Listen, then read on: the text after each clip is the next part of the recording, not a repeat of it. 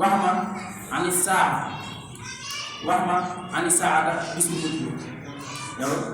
yonent bi sallallahu alayhi wasallam damaa bëgg nga wax ma lan mooy saa bis bu mujj ba daa dem ñu naan saa mu ne ko man mas'uulun anhu bi a'lamu man mina saa'il nee na yonent bi sallallahu alayhi wasallam ne ko kii laaj moo gën a xam fi mu koy laaj wax loolu ndaw li ba xaaral mu ne ko axbirnii ani amaaraatihaa kon ko wax ma mandarga yi saa comme yow wax nga ni kii laaj moo gën a xam kii bi laaj wax ma yan mooy mandarga yi saa mu ni ko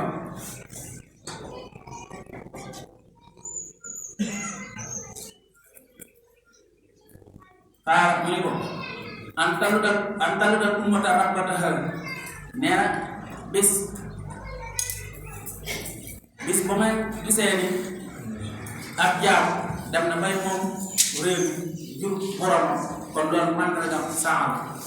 Waaleykum salaam wa rahmatullahi taala